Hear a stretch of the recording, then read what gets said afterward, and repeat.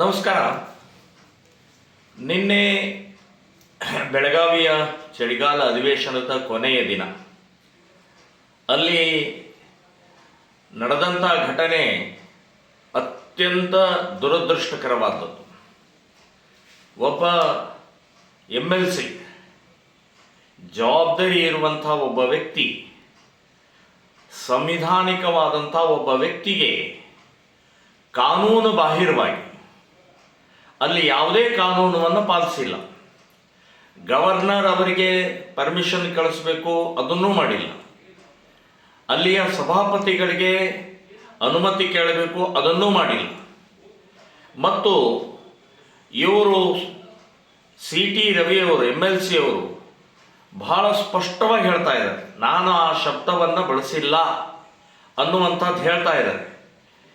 ಒಂದು ಹತಾಶೆ ಮನೋಭಾವನೆಯಿಂದ ಅದನ್ನು ಹೇಳಿದ್ದಾರೆ ಅಂತನ್ನುವಂಥ ಹೇಳಿದ್ದಾರೆ. ಅದನ್ನೇ ಇವತ್ತು ಬಹಳ ಕೆಟ್ಟ ಪದಗಳಿಂದ ನನಗೆ ಅಪಾದನೆ ಮಾಡಿದರು, ನನಗೆ ಬೈದರು ಅಂತನ್ನುವಂಥದ್ದು ಸನ್ಮಾನ್ಯ ಲಕ್ಷ್ಮೀ ಹೆಬ್ಬಾಳ್ಕರ್ ಅವರು ಹೇಳ್ತಾ ಇದ್ದಾರೆ. ಸೊ ಇದಕ್ಕೆ ಯಾವುದೂ ಆಧಾರ ಇಲ್ಲ. ಇಲ್ಲಿ CT ರವಿ ಜೊತೆಗೆ ಇರುವಂಥವರು ಕೂಡ ಸ್ಪಷ್ಟವಾಗಿ ಹೇಳ್ತಾ ಇದ್ದಾರೆ, 10 ಸಲ ಹೇಳಿದ್ದಾರೆ ಅಂತ ಹೇಳೋದನ್ನು ನಾನು 1 ಸಲನೂ ಕೇಳಿಲ್ಲ, ಆ ಶಬ್ದ ಕೇಳಿಲ್ಲ, ಅಶ್ಲೀಲ ಶಬ್ದ ಕೇಳಿಲ್ಲ ಅಂತನ್ನುವಂಥದ್ದು ಹೇಳ್ತಾ ಇದ್ದಾರೆ. ಆದರೆ ಲಕ್ಷ್ಮೀ ಹೆಬ್ಬಾಳ್ಕರ್ ಕಾಂಗ್ರೆಸ್ನವರು ಒಂದು 3-4 ಜನ ನಾನು ಕೇಳಿದ್ದೀನಿ ಅಂದರೆ ಇದೆಲ್ಲವೂ ಕೂಡ ಪ್ರೀ ಪ್ಲ್ಯಾನ್, ಒಂದು ಪೂರ್ವ ಯೋಜಿತವಾದಂಥ ಷಡ್ಯಂತ್ರ ಇದೆ. ಸೊ ಈ ರೀತಿಯ ಒಬ್ಬ MLC, ಒಬ್ಬ ಶಾಸಕನಿಗೆ ಮಾಡ್ತಾ ಇರುವಂಥ ಕಾನೂನು ಬಾಹಿರ ಬಂಧನ ಇದೆಯಲ್ಲ, ಹಾಗಾದರೆ ಸಾಮಾನ್ಯ ಜನರಿಗೆ ಈ ಕಾಂಗ್ರೆಸ್ಸಿನ ಗೂಂಡಾಗಳು ಯಾವ ರೀತಿ ಮಾಡಬಹುದು ಅನ್ನೋದು ಕಲ್ಪನಾತೀತವಾದ್ದು. ಸೊ ಸಾಮಾನ್ಯ ಜನ ಅಂತಂದರೆ ಕಾಲು ಕೆಳಗಡೆ ಕಸ ಇದ್ದ ಹಾಗೆ ಅಂತನ್ನುವಂಥದ್ದು ಈ ಘಟನೆಯಿಂದ ಸಿದ್ಧ ಆಗತ್ತೆ. ಸೊ CT ರವಿ ಅವರು ವಿಧಾನಸಭೆಯಿಂದ ಅಲ್ಲಿಂದ ಹೊರಗಡೆ ಹೋಗಬೇಕಾದ್ರೂ ಕೂಡ ಅವ್ರ ಮೇಲೆ ಮಾರಣಾಂತಿಕ ಹಲ್ಲೆ ಮಾಡುವಂಥ ಪ್ರಯತ್ನ ಆಗಿದೆ. ಸೊ ಅವರು ಒಳಗಡೆ ಹೇಗೆ ಬಂದರು, ಅವರನ್ನು ಒಳಗಡೆ ಯಾರು ಬಿಟ್ಟರು, ಒಳಗಡೆ ಹೇಗೆ ಪ್ರವೇಶ ಮಾಡಿದರು? ಸೊ ಇದೆಲ್ಲವನ್ನು ನೋಡಿದರೆ ಅವ್ರ ಶಬ್ದಗಳು ಬಳಸಿದಂಥ, ಆ ಗುಂಡಾಗಳ ಶಬ್ದಗಳು ಬಳಸಿದಂಥದ್ದು ನೋಡಿದರೆ ಇವರು ಒಳಗಡೆ ಬಳಸಿದಕ್ಕಿಂತ ಇನ್ನೂ ಅತಿಯಾದಂಥ ಕೆಟ್ಟ ಪದಗಳನ್ನು ಬಳಸಿದ್ದಾರೆ. ಅದಂತೂ ರೆಕಾರ್ಡ್ ಇದೆ. ಸೊ ಈ ರೀತಿಯ ಒಂದು ಪವಿತ್ರವಾದಂಥ ಬೆಳಗಾವಿಯ ವಿಕಾಸಸೌಧದಲ್ಲಿ ನಡೆದಂಥ ಘಟನೆ ಇದೆಯಲ್ಲ, ಅಕ್ಷಮ್ಯ ಅಪರಾಧವಾದ್ದು.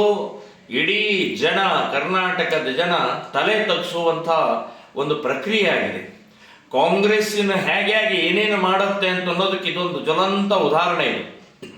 ಸೊ ಈ ಹಿನ್ನೆಲೆಯಲ್ಲಿ ನಾನು ಕರ್ನಾಟಕದ ಸರ್ಕಾರಕ್ಕೆ ಆಗ್ರಹ ಮಾಡೋದು, ಇದು ಮಾಡಿದಂಥ ಕೃತ್ಯಕ್ಕೆ ಜನ ನಿಮ್ಮನ್ನು ಚೀತು ಅಂತ ಇದ್ದಾರೆ.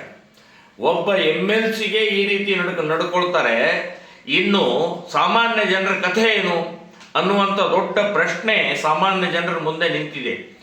ಇನ್ನು ಬಂಧನ ಮಾಡಿ ಖಾನಾಪುರ ಪೊಲೀಸ್ ಸ್ಟೇಷನ್ದಲ್ಲಿ ತೊಗೊಂಡು ಹೋದಂಥ ಸಮಯದಲ್ಲಿ ಅಲ್ಲಿ ಅಡ್ವೊಕೇಟ್ ಬಂದಿದ್ದಾರೆ. ಸೊ ಅಡ್ವೊಕೇಟ್ ಕೂಡ ಭೇಟಿ ಕೊಟ್ಟಿಲ್ಲ. ಇದು ಕಾನೂನು ಬಾಹಿರನೇ. ಯಾರೇ ಇರಲಿ, ವಕೀಲರಿಗೆ, ಅಡ್ವೊಕೇಟ್ಗೆ ಭೇಟಿಗೆ ಅವಕಾಶ ಕೊಡಬೇಕು ಅಂತುವಂಥದ್ದು ಸುಪ್ರೀಂ ಕೋರ್ಟಿನ ಆರ್ಡರ್ ಇದೆ, ಅದನ್ನೂ ಉಲ್ಲಂಘಿಸಿದ್ದಾರೆ.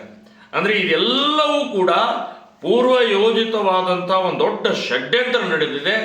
ಇದನ್ನು ನಾನು ಖಂಡಿಸ್ತಾ ಇದ್ದೀನಿ, ವಿರೋಧಿಸ್ತಾ ಇದ್ದೀನಿ. ನಿಮಗೇನಾದರೂ ಕಾನೂನು ಬಗ್ಗೆ ಗೌರವ ಇದ್ದರೆ, ಸಂವಿಧಾನ ಬಗ್ಗೆ ಗೌರವ ಇದ್ದರೆ, ನೀವು ಕೂಡಲೇ ಬೇಷರತ್ತಾಗಿ ಅವರನ್ನು ಬಿಡುಗಡೆ ಮಾಡಬೇಕು ಅಂತನ್ನುವಂಥದ್ದು ನಾನು ಆಗ್ರಹವನ್ನು ಮಾಡ್ತಾ ಇದ್ದೀನಿ.